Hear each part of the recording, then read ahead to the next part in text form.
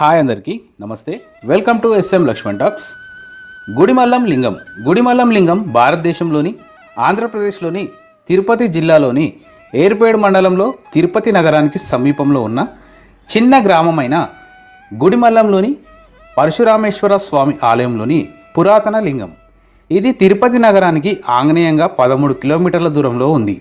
గుడిమల్లం ఒక చిన్న గ్రామం అయినప్పటికీ ఇది బాగా ప్రసిద్ధి చెందింది. ఎందుకంటే ఇది చాలా పూర్వపు లింగం కలిగి ఉంది. ఇది నిస్సందేహంగా ఫాలిక్ ఆకారంలో ఉంది. ముందు భాగంలో శివుని యొక్క పూర్తి నిడివి ఉన్న బొమ్మ చెక్కబడి ఉంటుంది.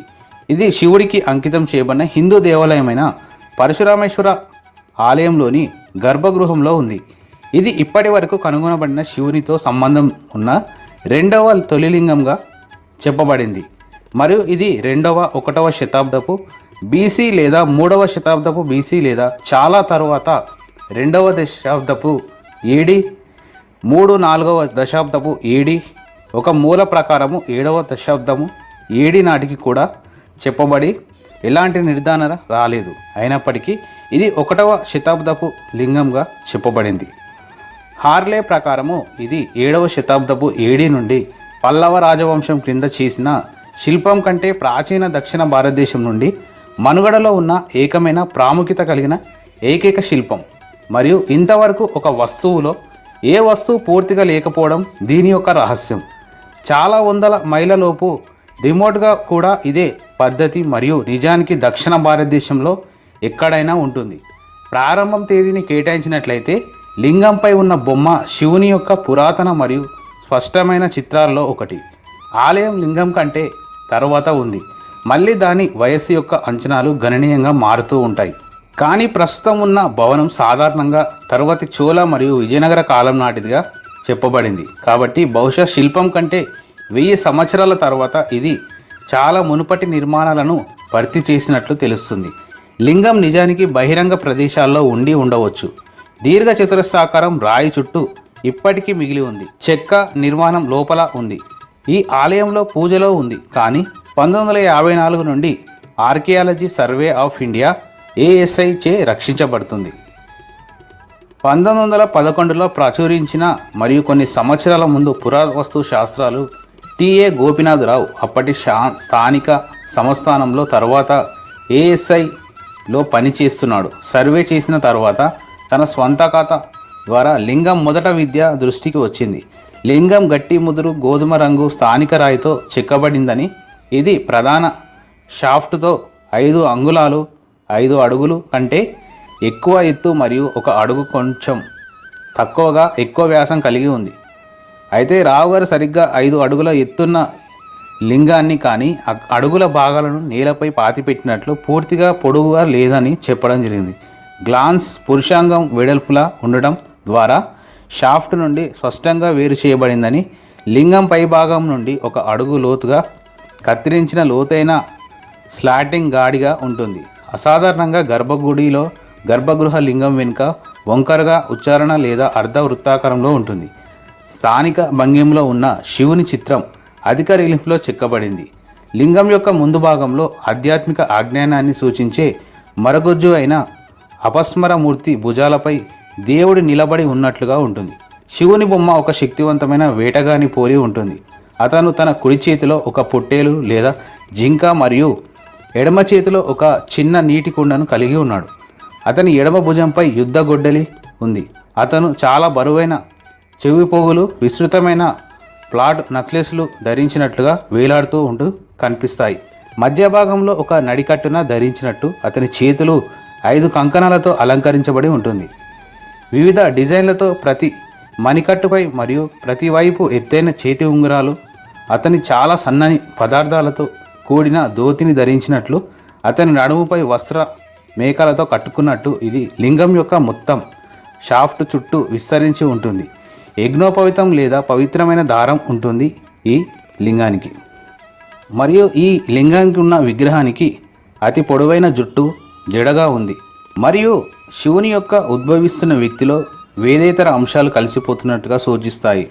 ఉచ్చారణ పెదవులు ఇప్పటికీ కనిపిస్తూ ఉంటాయి. గిరిజాల జుట్టు మరియు మందపాటి విశాలంగా నిర్మించబడి ఉంది. ఇతర శివలింగాల మాదిరిగానే ఇక్కడ ఉన్న లింగము నిస్సందేహంగా నిటారుగా ఉన్న మానవ పురుషాంగానికి ప్రాతినిధ్యం వహిస్తుందని రావు యొక్క కథనం నొక్కి చెప్పడం జరిగింది. 7 సరళ ముఖాలతో చూపిస్తుంది మరియు అసమాన పొడవులతో ఇస్తుంది. ఈ ముఖాల ద్వారా తయారు చేయబడిన పదునైన కోణం శివుడి బొమ్మ మధ్యలో ఉంటుంది మరియు లింగం యొక్క ముందు ముఖం 2 పొడవైన ముఖాలతో తయారు చేయబడింది. 4 అంగుళాల 2 వైపుల ముఖాలు ఫిగరింగ్ లంబకోణంలో ఉంటుంది మరియు షాఫ్ట్ వెనుకల వైపున లంబకోణంలో ఒక కేంద్రం పొడవాటి ముఖం ఉంటుంది మరియు 2 చిన్నవి వెనుక మరియు వైపులా కలిసి ఉంటుంది.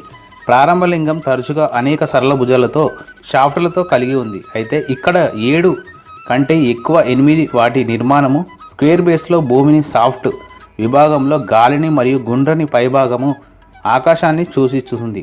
బౌద్ధ స్తూపాలలోనూ అదే ప్రతీకాత్మకంగా కనిపిస్తుంది. లింగం దాని చుట్టూ నిర్మించిన ఆలయంలో పూజలో ఇప్పటి వరకు అభయారణ్యం మరియు సెట్టింగ్లతో దాని సంబంధం ఉందనేసి రావు గారు చెప్పడం జరిగింది. 1916లో పుస్తకాల్లో ఛాయాచిత్రాలు వ్యాసం పైభాగం ఉన్నట్లు లింగం నేలపై అమర్చించబడిందని సూచిస్తుందని, ఇది మరుగుజ్జు యొక్క మిడ్ రీఫ్ స్థాయిలో వర్ధిస్తుందని ఇటీవల ఫోటోలు మరియు వీడియోలు బహుశా 1973-74లో ఏఎస్ఐ అన్వేషణ తర్వాత తీసినవి నేలపై ఒక చతురస్రాకారపు రాతి ఆవరణంలో ఉన్న లింగాన్ని చూపిస్తుంది. అలాగే ఈ దేవాలయం మరియు స్థలం చరిత్రలో చూసుకుంటే శాసనాలలో ఈ దేవాలయం పేరు పరశురామేశ్వర దేవాలయంగా పేర్కొనబడింది. ఈ శాసనాలు అసలు ఆలయ నిర్మాతలను సూచించవు, కానీ ఆలయంలో నిత్య పూజలు నిర్వాహకులను కావలసిన భూమి, డబ్బు, ఆవుల వంటి కానుకలను మాత్రమే చేస్తారని చెప్పడం జరిగింది. క్రీస్తు శకం 7వ లేదా 3వ శతాబ్దంలో చెందిన నలుపు మరియు రెడ్ వేర్ షెడ్లతో 1973లో జరిపిన త్రవ్వకాలలో వెలుగులోకి వచ్చాయి. ఆంధ్ర శాతవాహన కాలంలో సిర్కా 1వ శతాబ్దము క్రీస్తు శకం నుండి 2వ శతాబ్దం నాటి కుండలు మరియు 42x21x6 అంగుళాల పరిమాణంలో ఉన్న పెద్ద ఇటుకలతో అదే కాలంలో కూడిన కనుగొనబడింది. అందుకే కొందరు చరిత్రకారులు ఈ ఆలయాన్ని శాతవాహనుల కాలం నాటిగా కేటాయించబడింది. అయితే పరశురామేశ్వర స్వామి ఆలయం యొక్క గర్భగుడిలో చతురస్రాకారపు ప్రణాళికలో ఒక నిర్మాణంలో పొందుపరిచారు. హిమాంశు రే ప్రకారము ఈ ఆప్టిడల్ డిజైన్ పాడైపోయే పదార్థాలతో చేసిన పురాతన ఆలయ నిర్మాణంగా ధృవీకరిస్తారు. తర్వాతి పునరుద్ధరణలు మునుపటి డిజైన్పై పునరుద్ధరించారు. రాజకీయ చరిత్ర మరియు ఈ స్థలం పేరు గురించి చరిత్రకారులు విభేదిస్తుంటారు. గుడి గోడలపై మరియు ఆలయ ప్రాంగణంలో రాతి పలకలపై పల్లవ రాజులు, యాదవ రాజులు, దేవరాయలు, గంగ, పల్లవ, బాణ మరియు చోళుల కాలం నాటి అనేక శాసనాలు ఉన్నాయి. తొలి శాసనం నందివర్మ పల్లవ సామాన్య శకం 802 కాలానికి చెందిందని శాసనాల దాతలు తీసుకున్న ఆసక్తి మరియు ఆలయం వారి కానుకలు పేర్కొన్నాయి. అయితే ఏ శాసనంలోనూ గ్రామం పేరు గుడిమల్లం అని పేర్కొనలేదు. లింగాన్ని పోలికలు సామాన్య శకం 3వ శతాబ్దానికి చెందిన ఉజ్జయిని వద్ద లభించిన కొన్ని రాగి నాణాలతో గుడిమల్లం లింగాన్ని పోలి ఉండే బొమ్మలు ఉన్నాయి. మధుర మ్యూజియంలోనూ 1వ శతాబ్దపు శిల్పాలు కూడా ఉన్నాయి. గుడిమల్లం శివుని పోలిన బొమ్మను కలిగి ఉంది. జేఎన్ బెనర్జీ తన కళ మరియు పురావస్తు శాస్త్రంలో మత అనేది ఆచారం అని రచనలో ఇలా పేర్కొన్నాడు. ఆర్కియాలజీ సర్వే ఆఫ్ ఇండియా ఇటీవల జరిపిన తవ్వకాల్లో గుడిమల్లం లింగానికి మొదట పీఠం అందించబడిందని స్పష్టంగా వెల్లడైంది. అయితే ఈ గుడిమల్లం ఆలయంలోని పరశురామేశ్వర స్వామి ఆలయం యొక్క గర్భగుడిలో ఉన్న ఈ శిలలపైన అనేక గోడలపైన ఆలయ ప్రాంగణంలోని రాతి పలకలపైన పల్లవ, యాదవ, దేవరాయ, గంగ, పల్లవ, బాణ మరియు చోళుల కాలం నాటి రాజుల యొక్క అనేక శాసనాలు ఉన్నాయి. తొలి శాసనం నందివర్మ పల్లవ సామాన్య శకం 802 కాలానికి చెందినదిగా అన్ని శాసనాలు దాతలు తీసుకున్న ఆసక్తికరమైన తో ఆలయానికి వారి కానుకల్లో పేర్కొనబడ్డాయని, ఈ శాసనాల్లో గ్రామం పేరు గుడిమల్లమని కాలతో పోలిన ఈ సామాన్య శకం 3వ శతాబ్దానికి చెందిందిగా ఉజ్జయిని వద్ద లభించిన కొన్ని రాగి నాణేలలో గుడిమల్లం లింగాన్ని పోలి ఉండే బొమ్మలు ఉన్నాయని, మధుర మ్యూజియంలోనూ 1వ శతాబ్దపు శిల్పం గుడిమల్లం శివుణ్ణి పోలిన బొమ్మతో కలిగి ఉందని నిర్ధారించబడడం జరిగింది. Thank you for watching friends. మరిన్ని ఇంట్రెస్టింగ్ ఫ్యాక్ట్స్ కోసం మన ఛానల్ని సబ్స్క్రైబ్ చేసి, లైక్ చేసి, షేర్ చేసి, కామెంట్ చేయండి. టాటా, bye bye, see you next video.